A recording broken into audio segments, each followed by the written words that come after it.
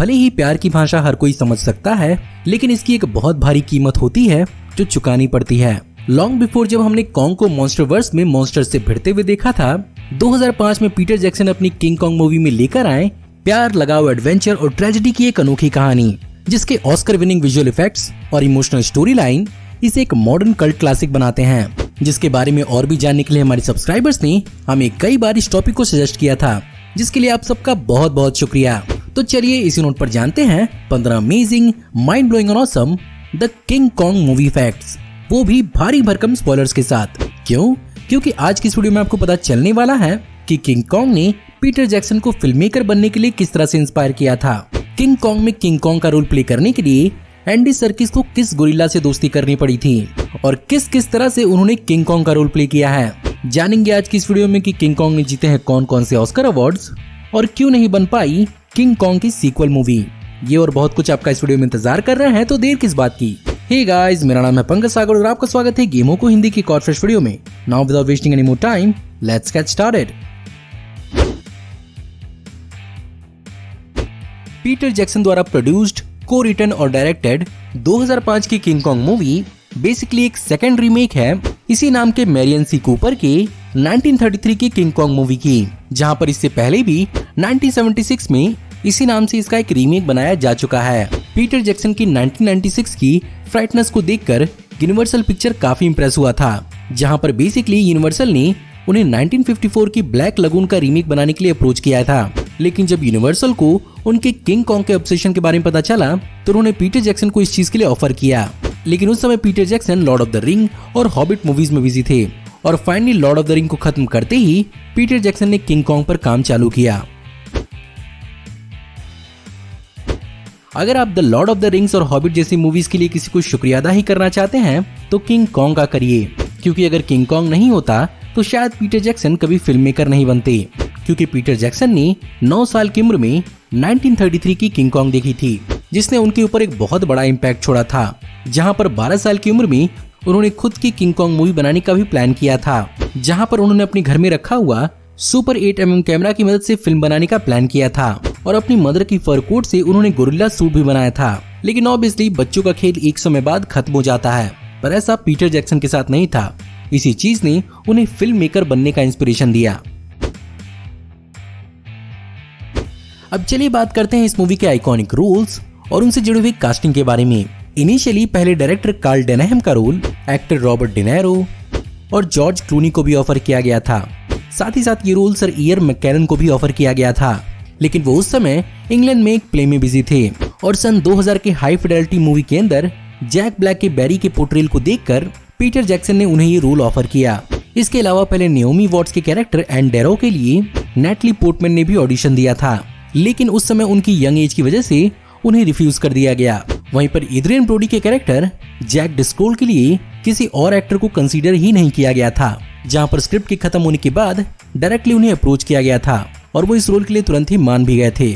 साथ ही साथ हो सकता है कि आप में से बहुत लोगों ने इस चीज पर ध्यान नहीं दिया होगा, पर यहाँ पर एंडी सर्किस ने 2 रोल प्ले किए हैं, जहां पर उन्होंने किंग कॉन्ग का मोशन कैप्चर तो दिया ही है, साथ ही साथ उन्होंने सेलर लंपी का भी रोल प्ले किया है, जिसकी मौत इंसेक्ट पिट में हो जाती है।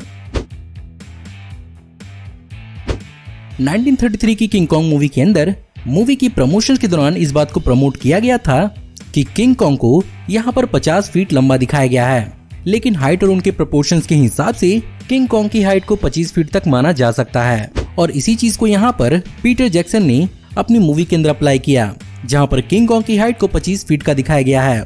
लेकिन वहीं पर अगर बात करें कॉन्ग स्कल आइलैंड की तो उसे यहाँ पर 104 फीट दिखाया गया था। वहीं पर अगर दूसरी ओर बात करें इस साल रिलीज हुई गॉडजिला वर्सेस कॉन्ग की, तो यहाँ पर कॉन्ग की हाइट 48 फीट और बढ़ी और ये टोटल 148 फीट लंबा हुआ, जो ऑफ कोर्स पीटर जैक्सन के कॉन्ग से 123 फीट ज्यादा है।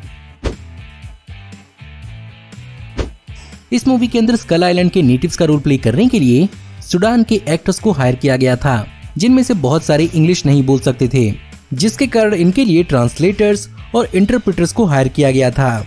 साथ ही साथ इनके ऊपर एडिशनल प्रोस्थेटिक्स और मेकअप का इस्तेमाल किया गया, जिसने ऑफ कोर्स मूवी के अंदर इन्हें बहुत ही चिलिंग और क्रीपी बनाया। जिस सीन के अंदर सेलर्स को जायंट इंसेक्ट पिट के अंदर दिखाया जाता है। ये सीन बेसिकली 1933 के किंग कॉन्ग की ओरिजिनल मूवी में भी होने वाला था, जहां पर ऑफ कोर्स इन सारी की सारी चीजों को मोशन कैप्चर एनिमेशन की मदद से अचीव किया गया था। लेकिन फिर भी उस जमाने में इन्हीं सीन्स को देखकर थिएटर्स में बहुत ज्यादा लोग हिस्टेरिकल हो रहे थे और वो थिएटर्स को इस सीन के चलते छोड़कर भाग रहे थे, जिसके कारण मैरियन सी कूपर ने इस सीन में कई सारे बदलाव किए थे और इस पूरे के पूरे सीन को अपनी मूवी से रिप्लेस कर दिया था। और इस सीन का इलैबोरेट स्केच ही इस सीन का एक बहुत बड़ा गवाह था। वहीं पर जब पीटर जैक्सन को अपनी मूवी बनाने का मौका मिला तो उन्होंने इस सीन को और भी ज्यादा स्टडी किया और अपनी मूवी में इलैबोरेट किया। Lead classic American Canadian actress फे वरे, जिन्होंने 1933 की किंग कॉन्ग मूवी के अंदर एंड्रू का रोल प्ले किया था, उन्हें पीटर जैक्सन ने एक छोटे से कैमियो के लिए अप्रोच किया था, जहां पर वो मूवी के एंड में कॉन्ग की डेथ के बाद it was the beauty kill the beast line बोलती।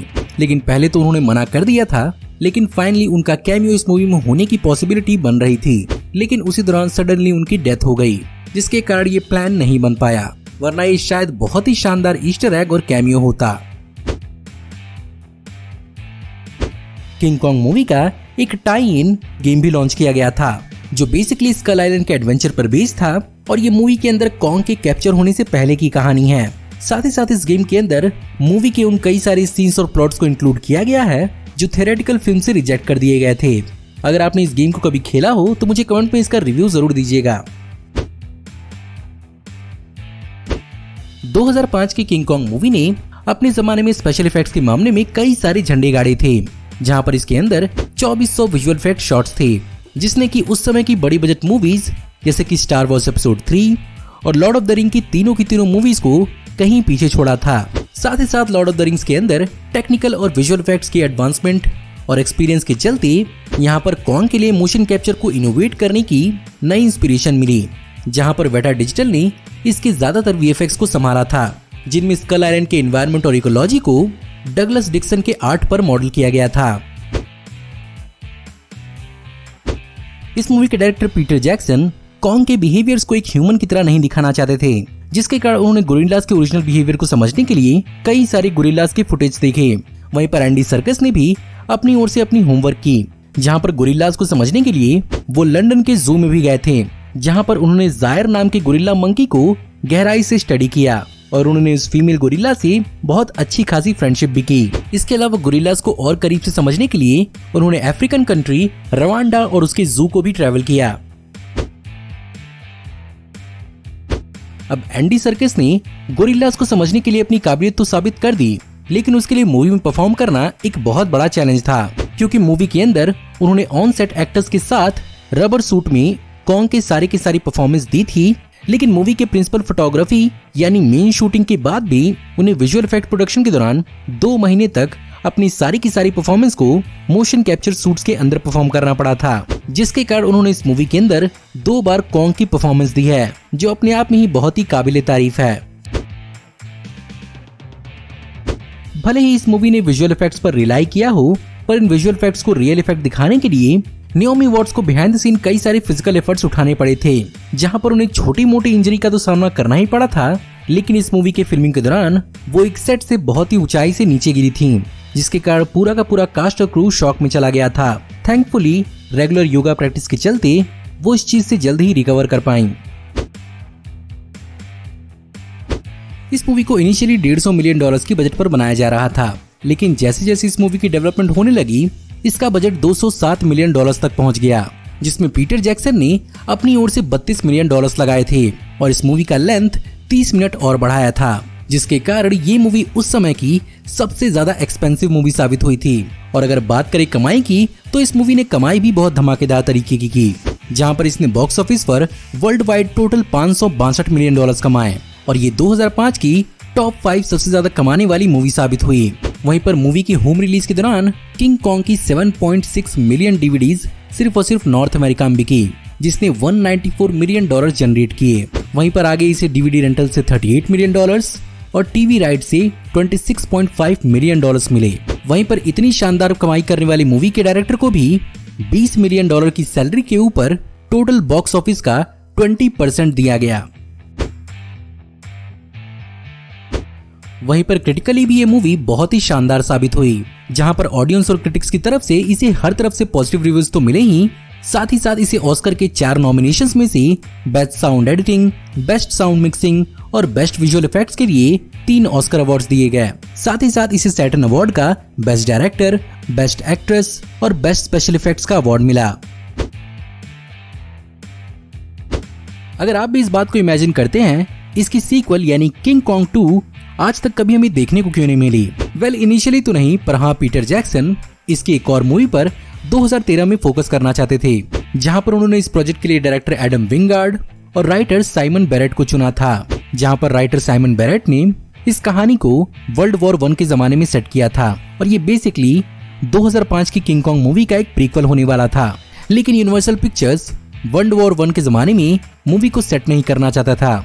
एडम विंगार्ड ने बाद में यूनिवर्सल पिक्चर्स को इस मूवी को मॉडर्न डे में सेट करने के लिए ऑफर भी किया था, लेकिन तब तक इसके राइट्स वार्नर ब्रोस के पास चले गए और 2017 में वो लेकर आए कॉन्ग द स्कल आइलैंड, जो बेसिकली एक इंटायरली डिफरेंट मूवी थी। और फिलहाल तो इसकी मूवी के राइट्स वार्नर ब्रोस के पास ही हैं, जिसके कारण मॉन्स्टरवर्स का कॉन्ग के स्कल आइलैंड का एक एनिमेटेड सीरीज लॉन्च किया जाएगा। इसमें प्रोबेबली कॉन्ग की हिस्ट्री और लेगेसी को एक्सप्लेन किया जाएगा। तो गाइज, ये थे 15 अमेजिंग, माइंड ब्लोइंग और awesome the king Kong movie facts. इस मूवी को मैंने बचपन में सोली किंग कॉन्ग के लिए देखा था और उस समय मुझे ऐसा ही लगा था कि एक रियल गोरिल्ला के फुटेज को इनलार्ज करके मूवी के अंदर कंपोजिट किया गया है। पर जैसे जैसे मैं बड़ा हुआ, मुझे पता चला कि इन सब के पीछे इंग्लिश एक्टर एंडी सर्कस का टैलेंट है और उन्होंने इस मूवी के अंदर किंग कॉन्ग के अंदर जान डाल दी थी। और उम्मीद करता हूँ कि आपको मेरी आज की वीडियो पसंद जरूर आई होगी। और अगर आपको आज की मेरी वीडियो पसंद आई हो तो इस वीडियो को लाइक जरूर करिएगा। साथ ही साथ इस मूवी के बारे में आप कौन कौन से फैक्ट जानते हैं, मुझे कमेंट में जरूर बताइएगा। हमारी आने वाली ऐसी ऑसम वीडियोस को देखते रहने के लिए हमारे चैनल को सब्सक्राइब करिए, बेल वाले आइकन को दबाइए और हमारी वीडियोस को बिना मिस किए एंजॉय करते रहिए। और अगर आप चाहें तो इस वीडियो के लिंक को अपने दोस्तों ग्रुप्स के बीच में जितना उसके उतना शेयर करें। Thank you for watching, see you in the next video. Till then take care, good bye.